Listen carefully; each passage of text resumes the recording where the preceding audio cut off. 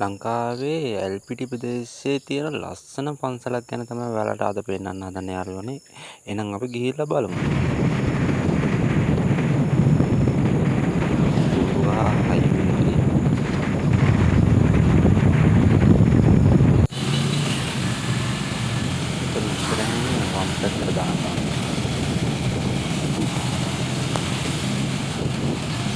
මේ ඇල්පිටිය ටවුන් එක ඇල්පිටිය ටවුන් එක කිලෝමීටර් 20ක් යනකොට බෝගාත් එක තියෙනවා.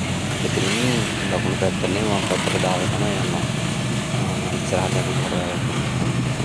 ඔන්න ඔතනින් වම් පැත්තට දාන්න. මේ පාර දාලා සාමාන්‍ය කිලෝමීටර් 1කමාරක් විතර ප්‍රමාණය යහට යනකොට තමයි මේ පන්සල තියෙන්නේ. ඔයාලට හැරෙනකොට මම පෙන්නන්නම්.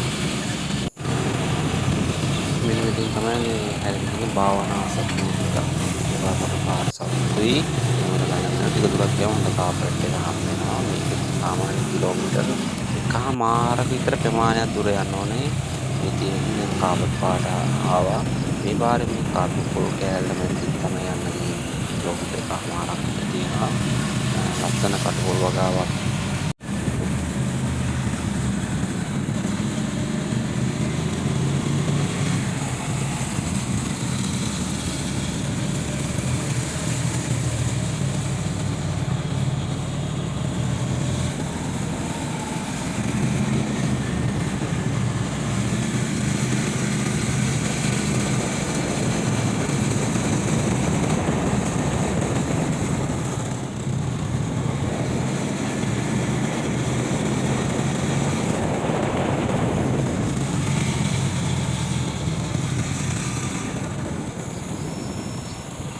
මේ තියෙන පන්සල මේ පන්සලට යන ගමන්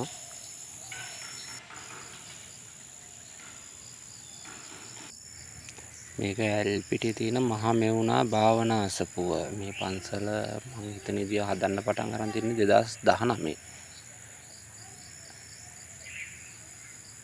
ලස්සන පන්සලක් මේක. බලමු ඉස්සරහට අපි ගිහිල්ලා මොන වගේ දේවල්ද මේ පන්සලේ තියෙන්නේ කියලා. මෙච්චර ලස්සන දේවල් මේ පන්සලේ තාම ටයිට් වෙනවා නම් හදන ගමන් මේ තියෙන්නේ බුද්ධ මන්දිරය. මං හිතන ඉතින් මේකේ 500කට වැඩි ප්‍රමාණයක් අසුන් ගන්න පුළුවන්. එච්චර විශාලයි. ඇත්තටම හරිම ලස්සනයි මෙතන. නිස්සාලංක පරිසරයක හදලා තියෙන්නේ. මේ පැත්තෙන් බැලුවොත් මේ විදිහ තමයි තියෙන්නේ. මේක විශේෂ දෙයක් තියෙනවා. අපි එතනට ගිහින් බලමු. ඔයාලට පෙන්නන්න අර පේන තැන.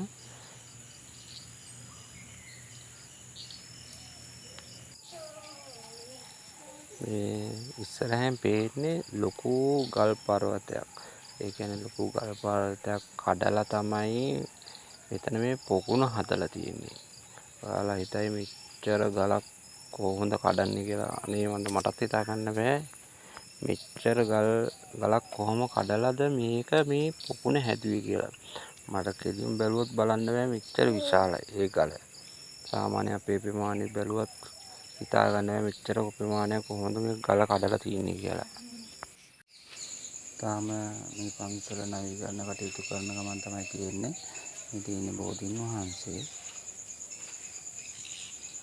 අපේ වීඩියෝ එක හොඳයි කියලා ඔයාලට හිතෙනවා නම් පුළුවන් නම් ලයික් එකක් කමෙන්ට් එකක් දාලා සබ්ස්ක්‍රයිබ් කරලා උදව්වක් දෙන්න යාළුවනේ. මේ වීඩියෝ බලපුව ඔයාලා සියලු දෙනාටම බොහොම ස්තුතියි.